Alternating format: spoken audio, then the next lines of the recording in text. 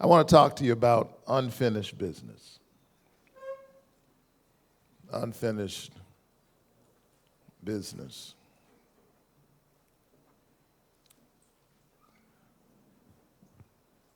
We remember Martin Luther King Jr.,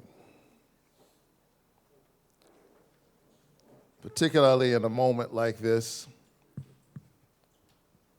a moment in which our nation seems besieged and trapped in an endless reality television show that would be funny if it were not so tragic. We remember Martin Luther King Jr. How we long to stand on some high and lofty mountain just to see his star flash across the distance and settle all too soon on the horizon. Has anybody seen our friend Martin? Many observances this year, but we must be certain that we do not turn the dream or cash in the dream for sentimental memories. MLK 50 is, to be sure, a celebration of his life, but more importantly, it's a recommitment to what his life represented. 50 years ago, this past February, 2 Memphis sanitation workers, Echo Cole and Robert Walker, were literally crushed to death in the back of a sanitation truck where they sought shelter from a storm. They were there because black sanitation workers, imagine this, in 1968, were prohibited from riding in the truck with their white counterparts. Remember, this is 1968. That means the Public Accommodations Bill of 1964 had already passed.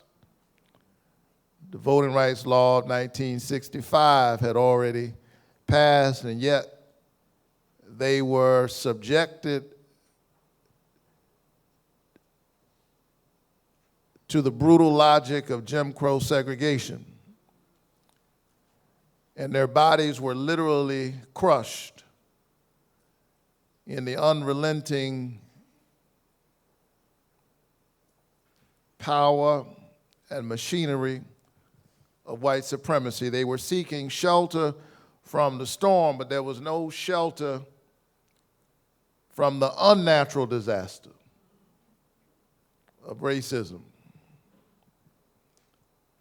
So their bodies were crushed, and that was the latest blow in a long pattern of neglect and abuse. And their bodies literally gave fuel to a fledgling Memphis movement that had been trying to get off the ground. The church finally got really engaged, the black church. And these iconic signs emerged. I am a man. Think about that. Simple and sublime, an affirmation that speaks to the depth of the tragedy of our separation. I am a man. One of the characteristics of being an oppressed person is that you have to have a movement. You have to have a campaign. You have to have a theology to affirm about yourself that which other people take for granted.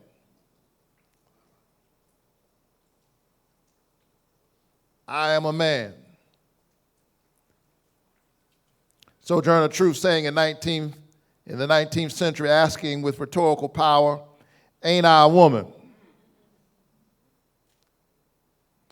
Of late, young people, red, yellow, brown, black, and white, responding to the tragedy of police brutality, which is really the tip of the spear of mass incarceration, with the controversial phrase, Black Lives Matter. Controversial. So if you ask, why do you have to say Black Lives Matter? Don't all lives matter? If you have to ask, why have a Black History Month? And then you ask, what do you mean by white privilege? Well, you've answered your second question by asking the first question. You'll catch that later on. One of the marks of being an oppressed person is that you have to have a movement to declare about yourself that which ought to be obvious. And so that attracted to Memphis, weary and worn out, Martin Luther King Jr., and there he stepped out of history and into eternity.